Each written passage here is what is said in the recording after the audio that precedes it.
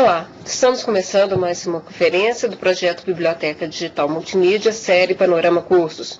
Hoje com o tema Ambientes Virtuais de Aprendizagem. O conferencista Luiz Flávio de Oliveira é engenheiro eletricista formado pela UFMG, mestre em Ciência da Computação também pela UFMG, professor no curso de especialização à distância em Educação à Distância da PUC Minas Virtual e coordenador da área de Tecnologia e Informação da PUC Minas Virtual. Luiz Flávio de Oliveira é coautor de Educação à Distância, uma articulação entre a teoria e a prática, uma produção dos professores da PUC Minas Virtual. Luiz Flávio, é um prazer tê-lo aqui conosco hoje. Prazer é meu. Bom, primeiro, antes de qualquer coisa, olá a todos. O tema que nós vamos abordar aqui, realmente é tema de uma disciplina desse curso de especialização em educação à distância, que nós ministramos aqui na PUC Minas Virtual, mais especificamente. E nós vamos estar abordando alguns conceitos e tal, mas essa apresentação é uma apresentação autônoma, ela tem uma existência própria. Uma existência própria, vamos assim dizer. Bom, na realidade nós vamos falar um pouquinho sobre ambientes virtuais de aprendizagem, mas antes eu queria conversar um pouquinho sobre alguns conceitos iniciais nessa história.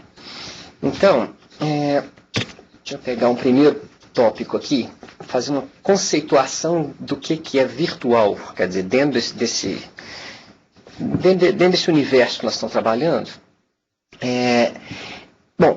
Isso está sendo muito utilizado, as pessoas falam em virtual o tempo inteiro, a própria PUC Minas Virtual e todas as universidades à distância estão utilizando esse termo. Mas essa ideia do virtual, ela sempre esteve associada à simulação ou à remissão a uma pseudo-realidade. Essa realidade que muitas vezes foi chamada de realidade virtual, e que tem, geralmente, ela tem um suporte computacional. Sim. Frequentemente ela tem um suporte computacional, ok? Bom, então, o que aconteceu ao longo do tempo, no momento em que se definiu, que começou a ter esse uso, e as pessoas começaram a falar sobre realidade virtual, começou-se a trabalhar na tecnologia para buscar essa pseudo-realidade, esse sentimento de que você estava efetivamente imerso num ambiente real, um virtual real. Logo de início, os primeiros sentidos mais explorados foram, com certeza, a visão e a audição, que são os mais óbvios, os mais nobres, dentro desse enfoque da computação ao longo dos muitos anos aí de crescimento dessa tecnologia. E depois de um tempo começou-se a trabalhar com os outros sentidos e começamos a trabalhar com novas tecnologias, buscando cada vez mais uma imersão maior. Só aproveitando, imersão é um pouco aquela sensação que a gente tem de pertencimento a um ambiente em que você está. No caso de um ambiente, quando a gente fala de um ambiente virtual, é essa relação de que você está realmente participando daquele local, daquele lugar virtual. Bom, à medida em que a gente começou a trabalhar com novas tecnologias, essa sensação foi aumentando. Então, houve um esforço muito grande no desenvolvimento disso. Então, como exemplo, a gente pode pensar aí, todo mundo já viu em algum momento, mesmo que seja ou numa feira de informática, ou na televisão, num programa sobre tecnologia, alguma coisa sobre óculos estereoscópicos, projetores tridimensionais, capacetes muito utilizados em games, em jogos, os sistemas de som multicanal que hoje fazem parte do dia a dia das pessoas que estão utilizando, não só nas salas de cinema, como também nos home theater, que as pessoas compram hoje com uma facilidade, quer dizer, os custos já caíram muito. Isso traz uma sensação de realidade, de espacialidade, de pertencimento àquele ambiente. Bom, algumas outras coisas que foram aparecendo, que são um pouco mais recentes, são os scanners tridimensionais, por exemplo. Esses scanners, eles de uma certa forma, permitem que o sistema computacional em que a gente está envolvido nos enxergue fisicamente e replique para mim, através da tela ou através desses capacetes e desses óculos especiais, ele me insere dentro daquele mundo virtual. Então vocês também já devem ter visto muitas vezes referências em jogos. Bom, esse universo está se desenvolvendo muito rapidamente. Cada vez mais a gente tem novidades impensáveis até um tempinho atrás. Quer dizer, emissores de aromas estão começando a ser... quer dizer, já há muito tempo se pesquisa isso, mas estão começando a se tornar mais viáveis comercialmente. Ainda está muito caro isso aí. Dispositivos que provocam sensações táteis. Isso aí a gente vê todo dia em games, por exemplo. Agora faltou o nome aqui. Bom, os PlayStation e Wii e outros, cada vez mais eles trazem essa relação, essa sensação de, por exemplo, vibração para quem está dirigindo um carro. Então o próprio aparelho treme, as manetes tremem, você tem essa sensação, trepidação. Né?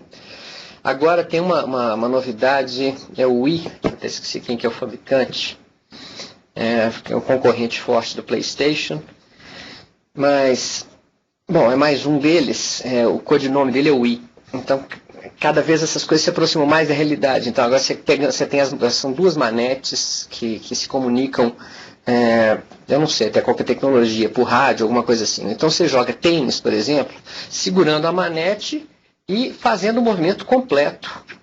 E batendo na bola, tendo as sensações, é uma coisa cada vez mais realista. Bom, isso tudo está aí muito interessante. Bom, sensores nos dispositivos que provocam sensações de equilíbrio ou desequilíbrio, de temperatura e por aí vai. Bom, tudo isso está acontecendo. Mas, apesar desse conceito de realidade virtual estar crescendo, as possibilidades estarem se ampliando, isso ainda é muito caro para uma utilização no ambiente de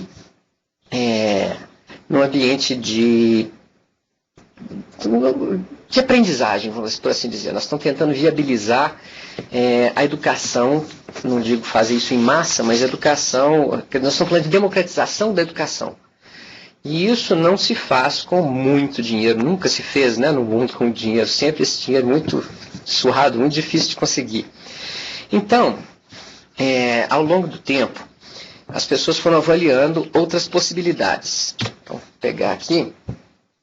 E começou-se a trabalhar com os ditos ambientes virtuais, que estão muito próximos da realidade virtual em determinados aspectos. Mas foram feitas adaptações vou colocar assim, bom, eu diria adequações muito mais do ser humano de acreditar que ele pertence a esse ambiente do que qualquer outra coisa. Então, essa viabilização técnico-comercial está amarrada com o estado da arte, pensando-se em termos de custo do que era viável, né? O estado da arte aqui pode ser definido como... Estado da arte normalmente se refere ao estado do topo da tecnologia naquele momento, o que é o desenvolvimento da tecnologia naquele momento, tá?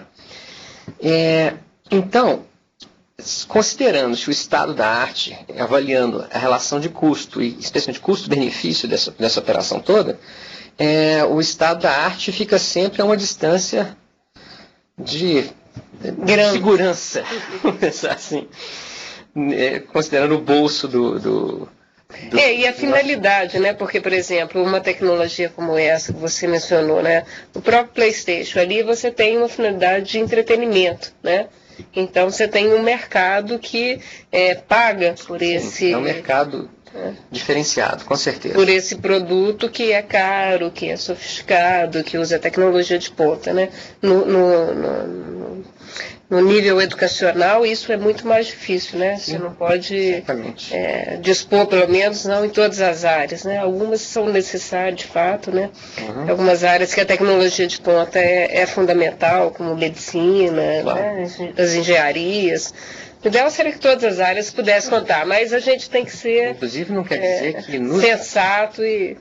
Nos ambientes virtuais de aprendizagem, isso também é utilizado. Mas aí nós estamos falando do que é possível quando tem alguém que paga por isso. Quer dizer, a tecnologia que nós estamos usando agora, que é de videoconferência, é uma coisa que é largamente utilizada, muito mais no mercado hoje, eu acredito, do que na educação. Porque o mercado ele paga por isso, né? Você tem que fazer reuniões comerciais com gente do mundo inteiro que tem que se reunir num determinado lugar, todo mundo voando, né? Não, tudo bem, é muito mais barato nessa situação fazer isso. Você tem uma boa sala, bem montada, né? Os recursos bons, ninguém precisa viajar e passar noites fora. Mas com relação à educação à distância, a coisa é um pouco mais complicada. A gente tem que tentar aquela relação de compromisso, né? O menor custo com a maior qualidade, enfim. Bom, mas o que se buscou nesse tempo foi o seguinte, chegar, tendo sempre esses horizontes, né, limite aí de estado da arte, os custos que são extremamente variáveis, quer dizer, o acesso ao computador, a disponibilidade de tecnologias acessórias para esse processo todo. Então começou-se a trabalhar com não é uma definição, mas assim, ambientes, eu estou colocando ali, ambientes sensorialmente limitados e com alto grau de interatividade. Essa interatividade poderia ser síncrona ou assíncrona.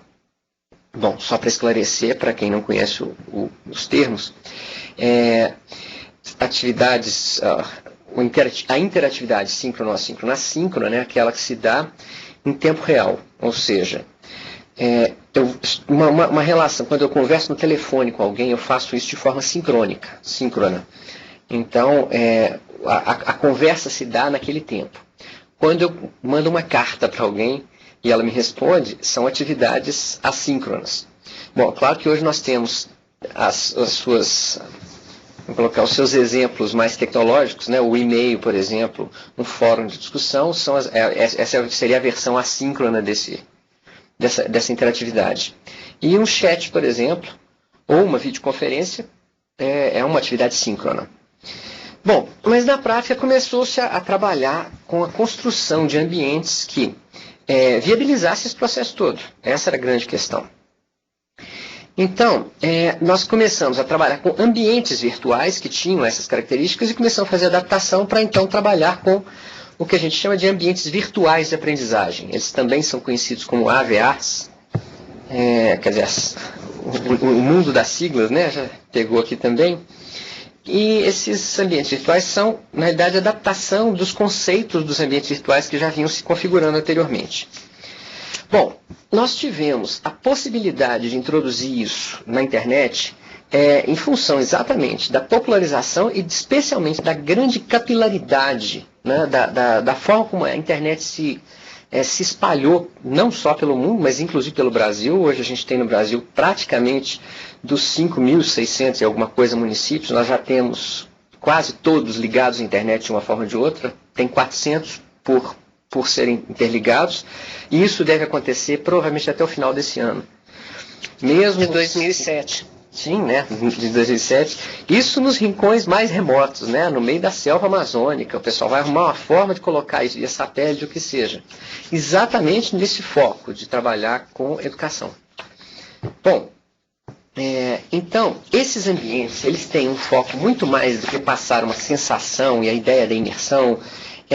Embora você tenha isso, para quem utiliza um chat, ele acaba se envolvendo de tal forma, se sente tão imerso naquele ambiente, que ele acaba tendo uma relação de que ele está num local, num lugar, né, o locus virtual.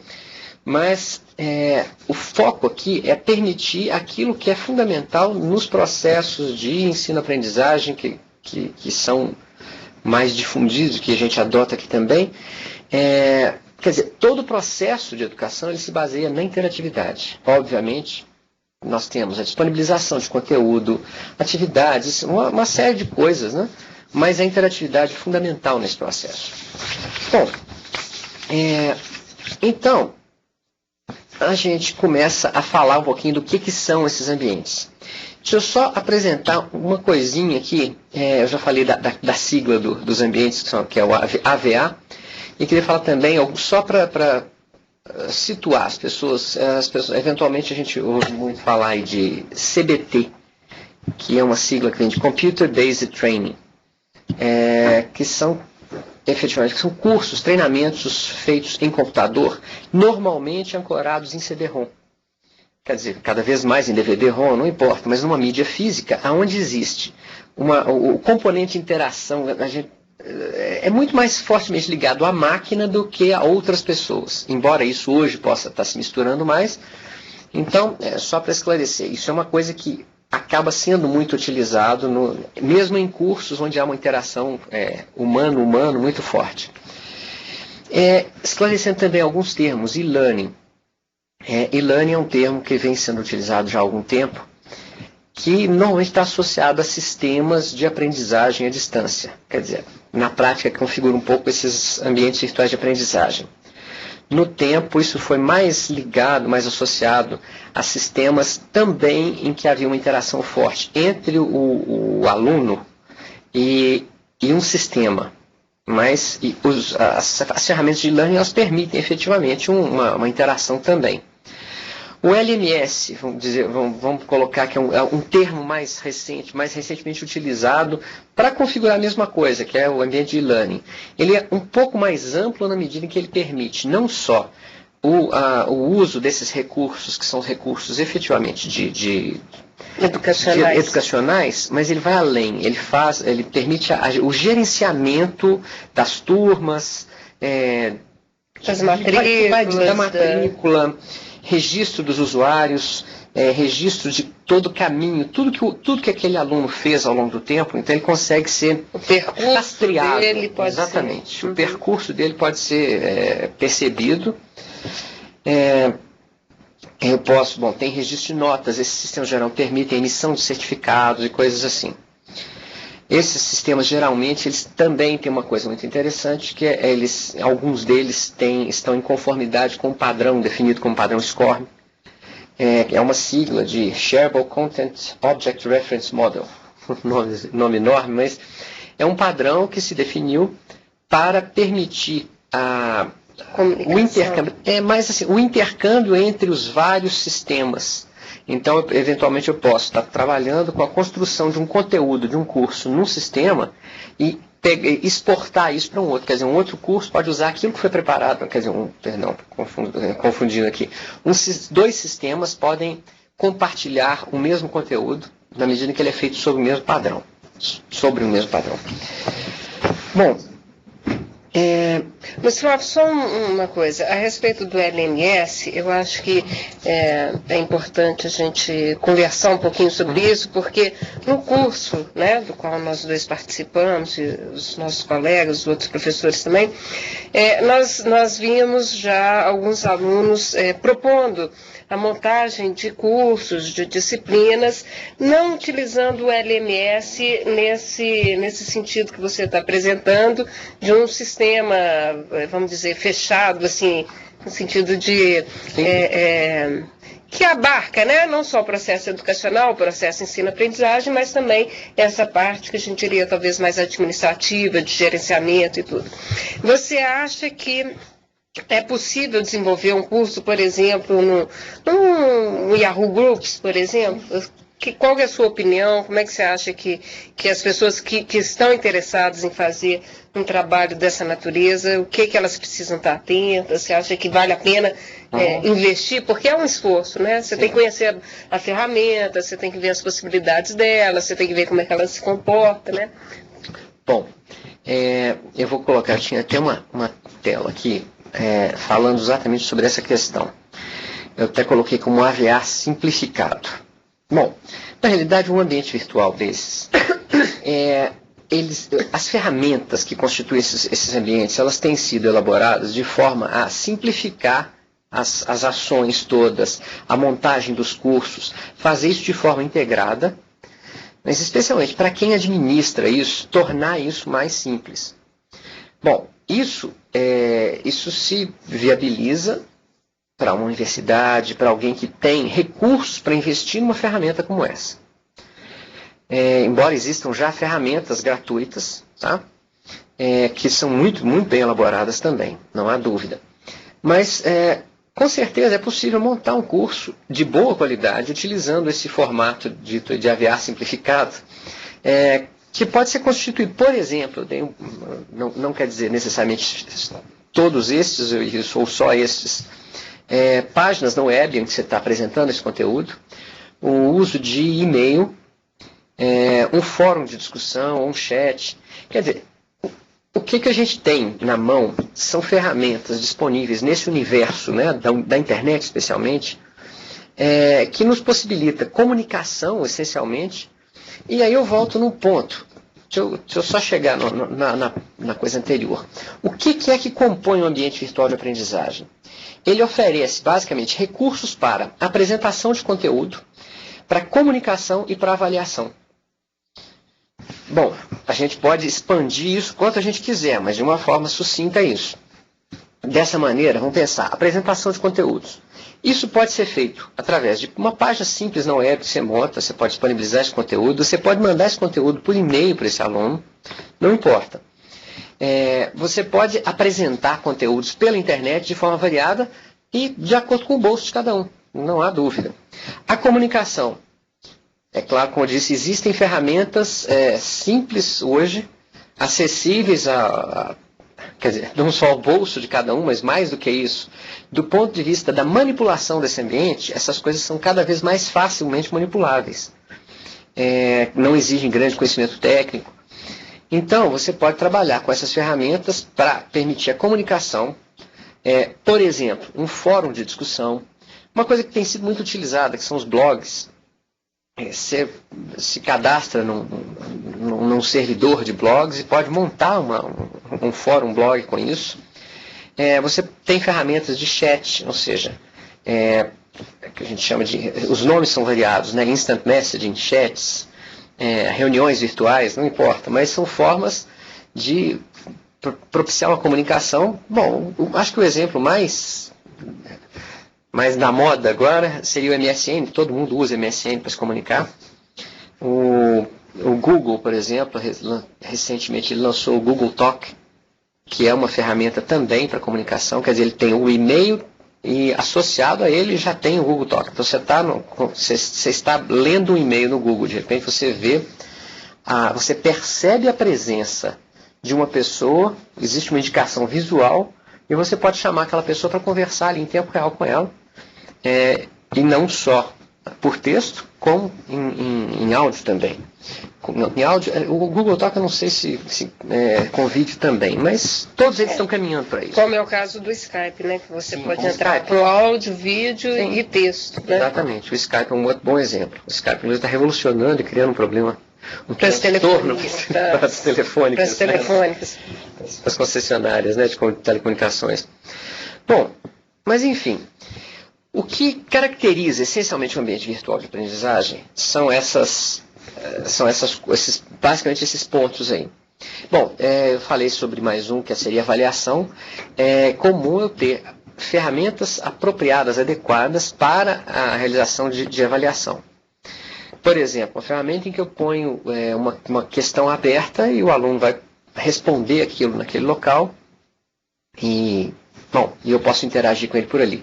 Da mesma forma, questões objetivas, que são questões de múltipla escolha, falso verdadeiro, associação de colunas, preenchimento de lacunas, enfim. Todos são considerados questões objetivas. Bom, e essas ferramentas, esses recursos, são geralmente embutidos nessas ferramentas, nesses ambientes virtuais de aprendizagem. É claro que eu posso fazer, por exemplo, uma avaliação propondo uma questão qualquer, enviando essa questão por e-mail para os meus alunos, e eles vão me responder também por e-mail. Onde é que fica a grande diferença nisso aí? É o problema do gerenciamento. Entre um simplificado, um ambiente simplificado e um ambiente estruturado, seja corporativo ou livre, como é o caso do Moodle, por exemplo. Sim. O que se passa nessa história? Isso se aproxima muito do controle que um professor do ensino presencial tem, na medida em que ele usa essas versões simplificadas. Na prática, ele recebe tudo, ele corrige, ele tem que anotar, ele tem que montar um diário de classe, onde ele vai anotando tudo. E na medida em que eu migro para um sistema mais elaborado, algumas coisas são simplificadas para mim. Quer dizer, por assim dizer, uma certa automatização desses processos. Então, na hora que eu estou corrigindo uma atividade de um aluno, quer dizer, eu abro um espaço para ele colocar uma resposta. Na hora que essa resposta chega para mim, eu já tenho uma indicação. Visualmente, eu já sei quem respondeu, quem não. Entro nesse local, corrijo a atividade, posso fazer um comentário, uma sugestão para o aluno. Daquele próprio sistema, essa informação já é disparada para ele automaticamente. Quando eu corrijo essa atividade, a nota já vai ser registrada num banco de dados, depois consolida todo o aproveitamento do aluno. Ao mesmo tempo que isso é registrado, é enviada uma notificação para ele, geralmente por e-mail, dizendo a ele que isso já está disponível. Ele pode, muitas vezes, isso aí de sistema e dos recursos disponíveis, ele pode receber essa informação por e-mail, por celular, numa mensagem no celular. Enfim, não há limites para isso, né? Obviamente, o limite mais restritivo aí é o financeiro. Então, quanto mais recursos você tem, mais caro isso fica, geralmente, e mais trabalho dá para administrar, não para o professor, mas você passa para equipe de equipe de suporte que administra, viabiliza essa estrutura toda. Tá, então, isso é uma coisa que é viável, especialmente quando você trabalha como universidade. Você tem que montar um grupo, geralmente é um grupo multidisciplinar, uma equipe multimídia que vai estar trabalhando com isso tudo, para culminar com a disponibilização, sim, daquele curso.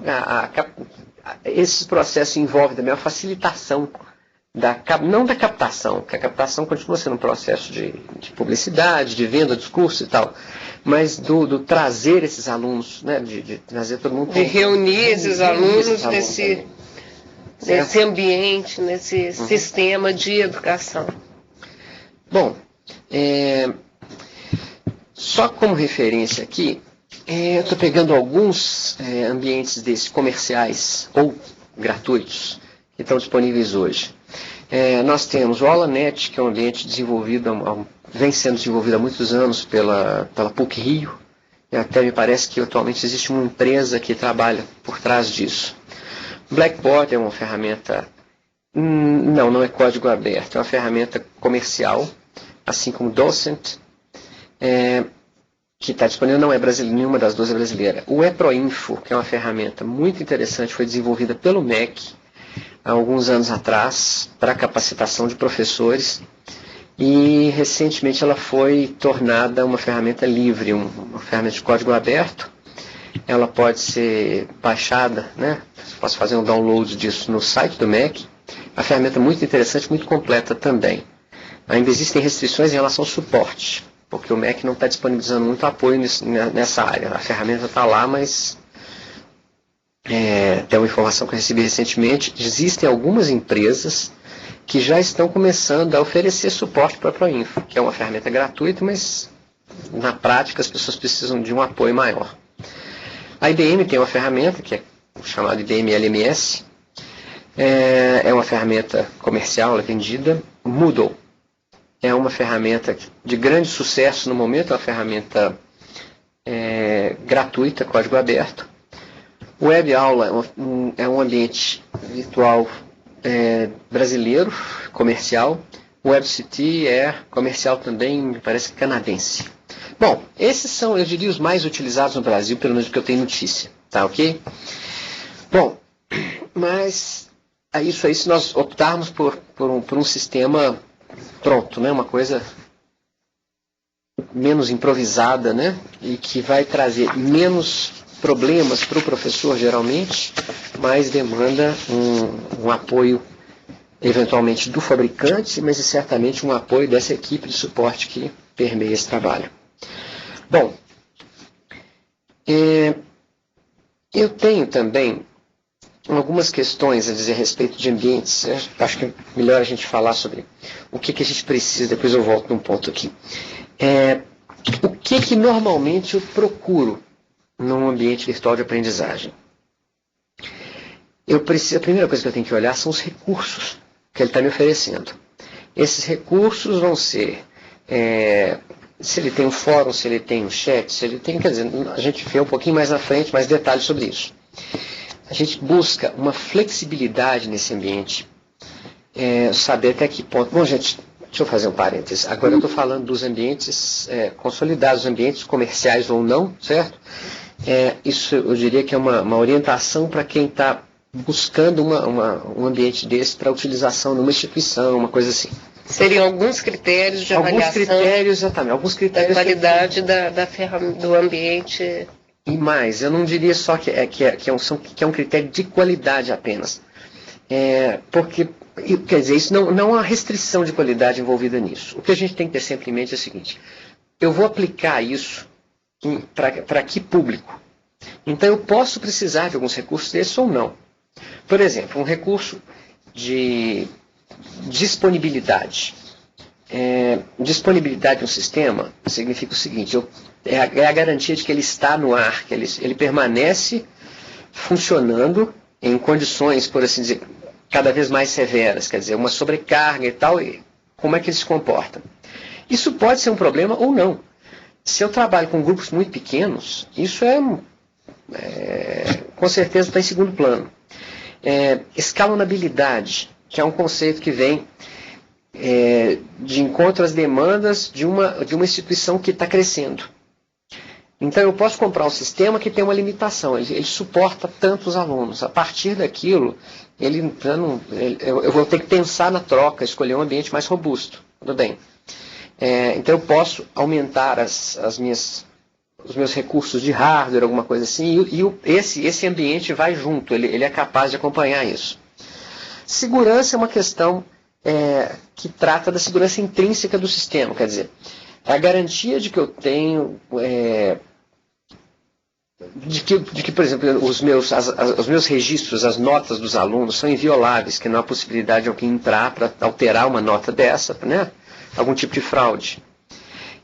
Um ponto que eu acho que assim, fundamental: suporte técnico. Seja ele local. Bom, vamos pensar. Suporte técnico. A minha recomendação é sempre buscar, numa ferramenta dessas, uma empresa que seja um parceiro, que garanta suporte para essa ferramenta, porque essas coisas são inevitáveis. Sempre no momento em que você mais precisa dela, que ela falha. Então você precisa de alguém junto ou próximo que possa resolver isso rapidamente. Geralmente você trabalha com um apoio do parceiro do fabricante dessa ferramenta e a sua equipe de apoio também. Mas é bom que você tenha uma proximidade especialmente com a equipe do parceiro do fabricante, porque se você trabalha com um produto que não tem distribuição e representação no Brasil, na hora que você precisa de um suporte, telefonema internacional o tempo inteiro, embora cada vez menos isso é um problema. E esse parceiro também, ele tem a vantagem, pelo menos a gente vê aí a maioria dos casos, de trabalhar o tempo inteiro, né? Quer dizer, ele dá o suporte a semana inteira. Mais do que isso. 24 horas por dia. Inclusive, acho que só 2 feriados, né? O que na educação à distância é importante, né? Sim. Porque se você promete para o aluno que ele vai ter condições de estudar no tempo e no local que for mais adequado para ele, você tem que garantir isso. Se para aquele aluno estudar de meia-noite às 6 é a solução, você tem que ter um suporte que possa resolver eventuais problemas nesse horário, né? É claro que tem algumas limitações, mas enfim, em síntese, talvez seja esse o princípio que orienta, né? Para quem escolhe um ambiente virtual corporativo ou comercial, ele tem que pensar nesse detalhe, né?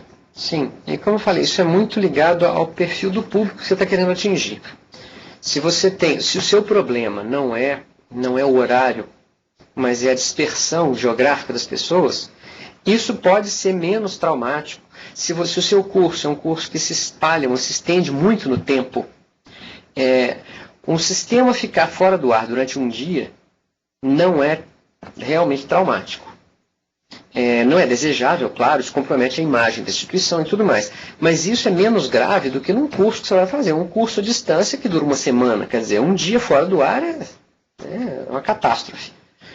Então, a gente tem que estar sempre de olho nisso, para a gente não fazer um investimento muito maior do que o necessário e garantir sempre as funcionalidades propostas e contratadas com o aluno, certo? Algumas coisas que eu acho, voltando aqui, algumas coisas que eu acho que são muito importantes, pelo menos em situações de ensino formal no Brasil hoje, cada vez mais.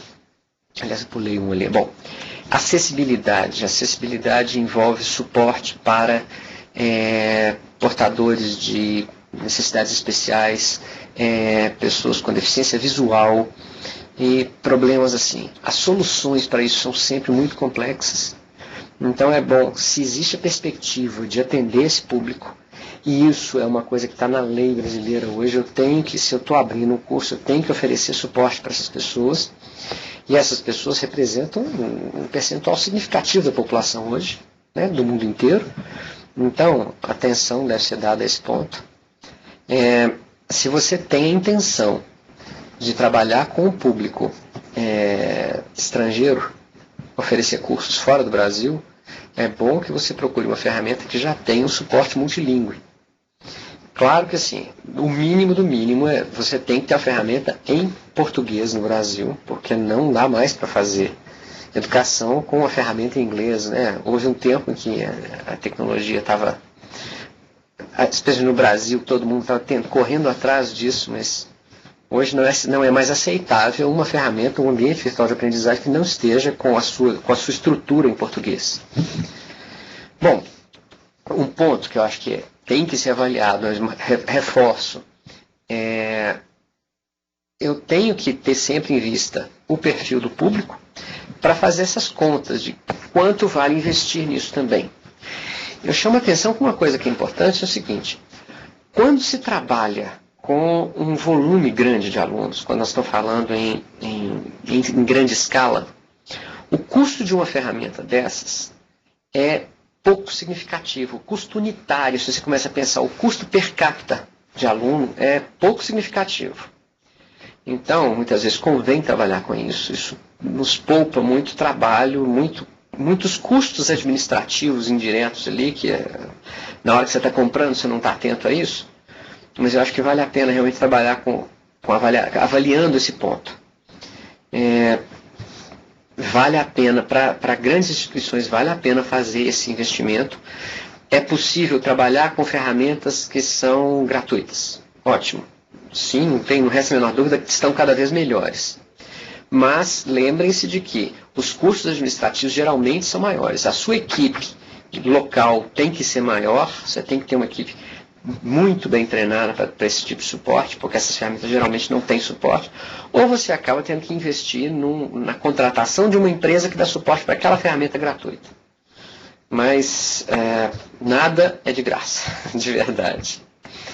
Bom, uma coisa importante, se você já tem um sistema, que a gente chama de sistema legado, um sistema pré-existente, como um sistema de gerenciamento acadêmico, na sua instituição, é muito importante que você veja a possibilidade de integração desses dois ambientes. No mínimo, como a exportação dos registros dos alunos, das notas e tal, né, a migração dessa informação de um para o outro. O que mais que pode pesar na escolha de um produto desses? Bom, usabilidade, que é uma coisa que permeia todos os produtos da atualidade, quer dizer, é uma preocupação de todo mundo. Quem é que não passa raiva com um telefone celular, que você não consegue achar um determinado item do menu, quer dizer, porque ele foi mal preparado, quer dizer, o conceito ali não levou muito em conta a usabilidade para isso. O design dele falhou. Uhum. Então a ideia de que você transforme esse processo todo, que você torne esse ambiente literalmente como uma coisa transparente. Na medida em que ele tem grande usabilidade, você acaba ficando imerso naquilo, mas aquilo passa a não aparecer para você como uma dificuldade. Você simplesmente É como quando você está num quarto, você quer sair desse quarto, você se dirige à porta e abre. Você não precisa pensar para fazer isso. A ideia é essa, de que tudo seja intuitivo, você não tem que ter preocupação com esse ambiente. Bom, esse quesito de usabilidade, atualmente, praticamente todo mundo tem uma grande atenção com relação a isso. Compatibilidade. Lembre-se de que o seu aluno pode estar utilizando Linux, Windows, Macintosh, alguma coisa assim, e pode ser necessário que o seu sistema, para que ele não seja restritivo, olha, só posso dar aula para quem tem Windows. Então, é uma configuração mínima necessária para a pessoa que vai utilizar, não é isso. Eu preciso ver também não só o hardware e o sistema operacional.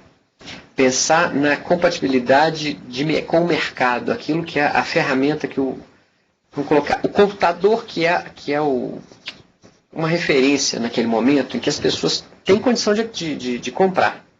Eu não posso, né, exigir desse usuário, desse aluno, um computador muito caro, recursos, né, na prática inapropriados para o mercado em que a gente vive. Bom, eu estou repetindo ali a acessibilidade, mas essencialmente eu acho que isso aí são coisas que devem ser levadas em conta na escolha de um ambiente desses. Tá? Bom, eu até tenho que ver o tempo que nós temos. Eu acho que nós temos pouco tempo, mais 10 minutos, acho que. 10 minutos? Eu vou passar só aqui uma referência do que são esses recursos, porque nós gastaríamos muito tempo para entrar detalhadamente em cada um. Eu falei anteriormente sobre os recursos para acesso e apresentação de conteúdos. Então, lembrando aqui, a ideia de mostrar, de entregar para o aluno aquilo que é por assim dizer, material didático dele. Geralmente isso é feito através de páginas construídas ou no sistema ou fora dele, ou o sistema apontando, quer dizer, páginas web que apresentam esse conteúdo para as pessoas.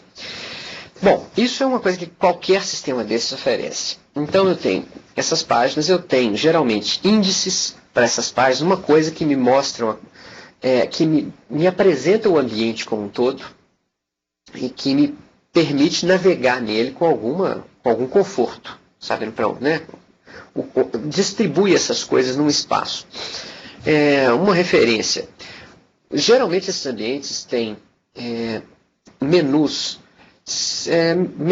horizontais ou barras laterais que distribuem as diversas áreas do ambiente e desses conteúdos.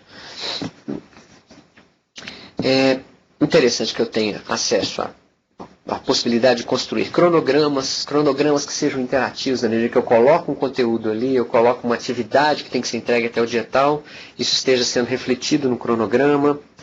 Bom, cronogramas, páginas com perguntas e respostas, respostas a perguntas frequentes, né? Que são as FAQs, glossários, ferramentas de busca, né, para encontrar um conteúdo perdido ali no meio, ou a organização disso de forma que eu possa visualizar melhor numa biblioteca interna, uma biblioteca virtual dentro desse sistema. A possibilidade de trabalhar com recursos multimídia. Isso é uma coisa importante, de integrar vídeo, áudio, CD. Eu posso buscar uma informação que está num CD, por exemplo, posso me permitir um link daquele ambiente em que eu estou, por exemplo, eu chamar uma página web, fazer esse link diretamente para essa página, e tantas outras coisas. Acessar, isso já é uma coisa mais difícil, suportar streaming de vídeo. Streaming é o seguinte, são aqueles vídeos que ficam disponíveis pela internet, em que você pode assistir aquilo, não é em tempo real, não é o que está acontecendo, por exemplo, nesse momento nós estamos fazendo ao vivo uma gravação, quer dizer, está sendo feito ao vivo e também é feita uma gravação. As pessoas podem assistir nesse exato momento em que isso está acontecendo. Posteriormente, esse vídeo é transformado num formato específico para disponibilização na internet e qualquer um, após a exibição disso, pode entrar no site específico, no site do Instituto Embratel, no ponto comunidade, encontrar esse vídeo e assisti-lo, sem inclusive a necessidade de fazer um download de todo aquele arquivo. Eu posso, na medida em que eu começo a baixar aquele arquivo, eu vou assistindo. Isso é uma coisa que vem sendo oferecida também em alguns ambientes desses, que é uma coisa interessante. Bom, outras coisas são tutoriais, apresentação de slides com recursos de áudio ou áudio e vídeo. Bom, não tem que mudar aqui até. Perdão. Então, esses são alguns recursos geralmente encontrados nesses ambientes. Bom, outros recursos agora, já passando para a parte de comunicação assíncrona no caso, são as formas de comunicação em que as pessoas não têm que estar ao mesmo tempo conectadas. Bom, o mais tradicional é o e-mail, né? Não há dúvida, seja o e-mail tradicional, o e-mail que você usa o Outlook ou outro cliente de e-mail, ou um e-mail, um webmail, por exemplo, do Google, o Gmail, ou o e-mail de algum provedor que você acessa de qualquer lugar pela web. Geralmente a gente trabalha muito com correios internos. Na realidade é um e-mail, só que ele só funciona dentro do ambiente. A vantagem dele é que ele trabalha sem misturar a correspondência do curso com a correspondência externa, e eu tenho a garantia de recepção daquela mensagem, daquele conteúdo, não importa, da troca, da comunicação feita, sem ter que me preocupar com bloqueadores de spam, não importa o que for, né? A garantia de roteamento desses correios através dos inúmeros provedores, dos nós da internet, enfim. Se eu entrei no ambiente, eu tenho a garantia de que a mensagem que foi transmitida, ela está ali disponível para mim. E mais do que isso, no caso de um curso à distância, é muito interessante uma ferramenta como essa, né, de um correio interno, porque você armazena aquelas comunicações, então são comunicações entre dos alunos com cada um dos professores que ele porventura tenha, com a secretaria, com o tutor, né, com a coordenação. Então, inclusive, é um material muito rico até para pesquisa, né, até para você avaliar uma série de questões, né, relativas à educação e aos processos que conduzem a uma formação.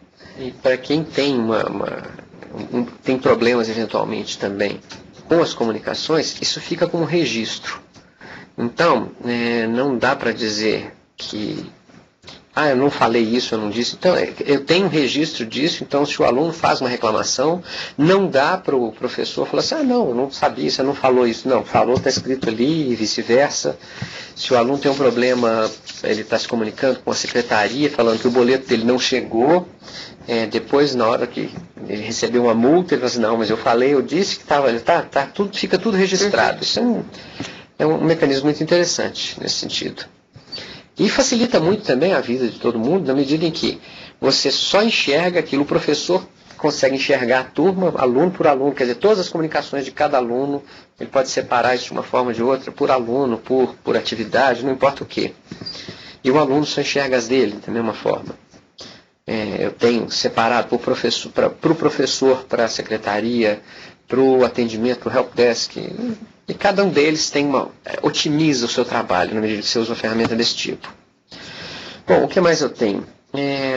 Geralmente a gente utiliza um quadro de avisos, que eu acho que é fundamental, especialmente em tempos de spam, né, proliferando pela internet. Então é sempre interessante você vir até o ambiente e verificar o que há de novo, não só na sua caixa de entrada do seu correio interno, mas também verificar o que tem de aviso, uma coisa chamando sua atenção.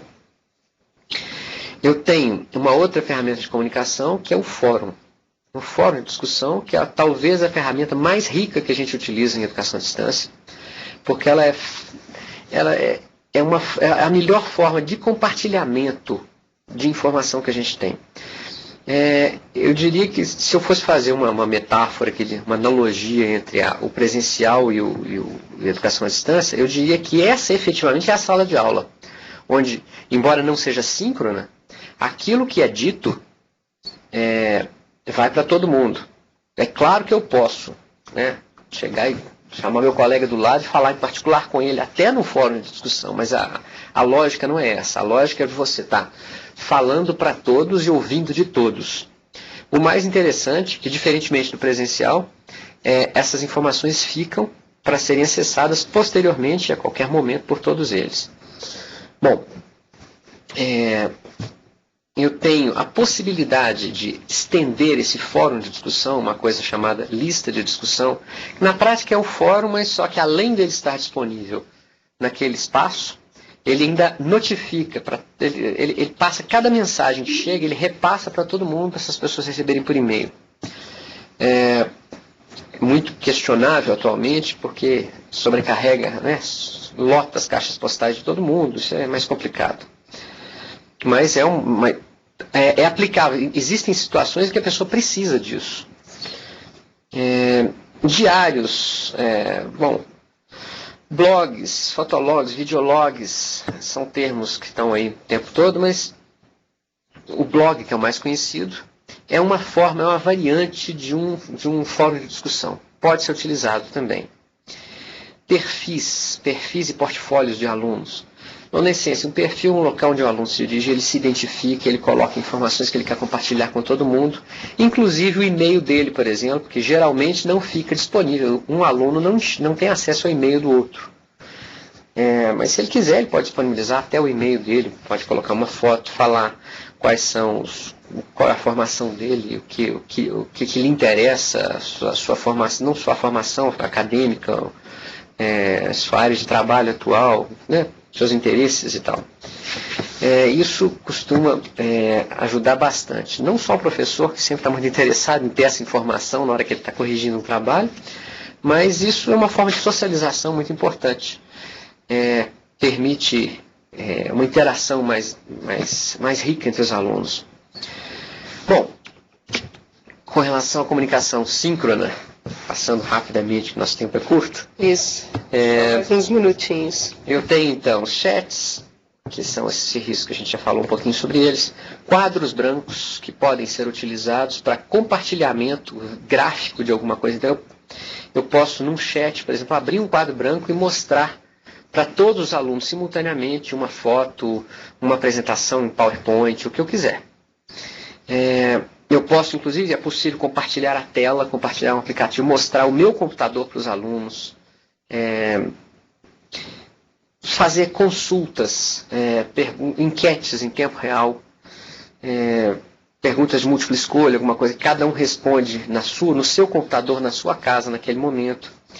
Posso utilizar áudio e vídeo para essa comunicação síncrona. Ao exemplo do Skype e do MSN, eu posso trabalhar com uma apresentação. Eu posso dar uma aula virtual, uma aula expositiva utilizando PowerPoint e aparece ainda um videozinho meu enquanto eu falo e das pessoas ouvindo minha voz. É uma solução muito interessante. Ela é cara em termos de recursos utilizados. Pode ficar pesado para o aluno que recebe, porque muitas vezes a conexão dele não é boa, mas não deixa de ser um recurso muito útil. Bom, eu coloquei ele também. Indicação de presença, awareness, é exatamente aquele indicador visual de que eu estou presente naquele momento. Isso pode ser utilizado dentro de um ambiente o tempo inteiro para indicar, se tem uma marcação de que eu estou conectado ao mesmo tempo que você, eu posso te chamar para um bate-papo. Então, isso aqui, esses recursos são para comunicação em tempo real, né, os dois conectados ao mesmo tempo, os dois ou os N conectados ao mesmo tempo. Bom, e fechando aqui, a parte de recursos de avaliação, a gente tem nesses ambientes que verificar o que a gente tem disponível. Atividades abertas ou tarefas são chamados de, em inglês o pessoal costuma usar isso, assignments ou essay questions, enfim, essay, que são as tradicionais questões abertas que a gente tem aqui, que são chamadas aqui no Brasil como questões abertas, as objetivas ou questões de múltipla escolha, falso verdadeiro, etc. Eu tenho pesquisas, a possibilidade de fazer uma enquete ou de fazer uma votação na prática para alguma coisa que eu tenho necessidade. Isso é ótimo, por exemplo, para resolver, por exemplo, uma data de uma prova que está em aberto. Então você faz uma pesquisa, verifica a disponibilidade das pessoas que geralmente têm que se deslocar. No Brasil hoje, como você sabe, claro, né? Você tem que fazer as avaliações, são avaliações presenciais nos cursos de graduação, mestrado, doutorado, bom, estrito senso, e especializações. O que mais eu tenho? Eu tenho a possibilidade de acompanhar o histórico, né? Fazer um acompanhamento dos alunos, o tracking, e ter acesso às notas de todos eles. Resumos de notas, enfim. Isso tudo vem integrado num pacote só. Então daí a gente não tem que ficar se preocupando em compor tudo isso na mão. Quer dizer, bom, para quem trabalha com ensino presencial, tem notícia do trabalho que isso dá, né? Então é uma forma de automatizar isso, de reduzir essas tarefas mais braçais e permitir que a gente esteja mais focado na atividade de ensino, de educação mesmo, né? Bom, eu fiz uma panorâmica aqui do que são ambientes virtuais de aprendizagem, mas tem muito mais a dizer sobre isso, sobre recursos, gerenciamento de publicação, as tendências novas. Cada vez mais a gente começa a ouvir falar já de um conceito de, não mais de e-learning, mas de m-learning, de mobile learning, em que as pessoas vão começar a utilizar seus telefones celulares, os iPods, para ter acesso a essas coisas todas. Isso cada vez mais compõe um ambiente virtual de aprendizagem que está assim, mais sem fronteiras, ele já não está mais dentro do computador. Tem gente que já está começando a usar isso fortemente. Paltops, PDAs, mas cada vez mais a gente tem recursos disponíveis, mas esses recursos ainda estão um pouco além das possibilidades do aluno médio, não só brasileiro, mas mundial, né? Na verdade, essas tendências que você aponta, elas representam um grande desafio, porque ao mesmo tempo que a gente pensa em ficar focado no processo, ensino-aprendizagem, no desenvolvimento das metodologias, né?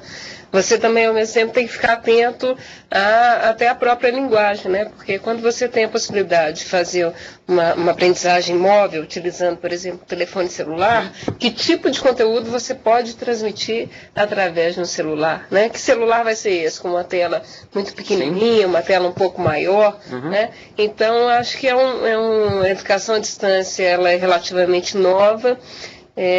Nós ainda não amadurecemos diante da tecnologia que a gente tem disponível e, ao mesmo tempo, a gente já tem que pensar nessas novas, né, nos celulares de quarta geração, nem de terceira chegaram e o pessoal já está apontando para o celular de quarta geração, que vai fazer essa convergência aí da tecnologia do Wi-Fi, do WiMAX, né? Então são muitos desafios, é uma área muito interessante, né, Luiz Flávio? E com certeza isso, tem uma coisa interessante disso, é que esses novos recursos, eles vêm, num determinado momento, eles vêm com limitações. E eles tiram do baú aquelas coisas que a gente está pensando, não faz sentido, você tem vídeo, para que eu vou usar áudio? E áudio passa a ser uma coisa muito interessante, de novo, na medida que as pessoas estão distribuindo aulas em MP3, e que você pode ouvir enquanto está no trânsito, ao invés de ficar se essa aula fosse visual, né? Você vai ter que, no trânsito não dá para você ficar assistindo uma coisa. Exatamente. Né? E na hora que você pensa na aula para ser sonora, né, para ser transmitida através de uma mídia de áudio, ela não pode considerar, né, o apelo à linguagem visual, né?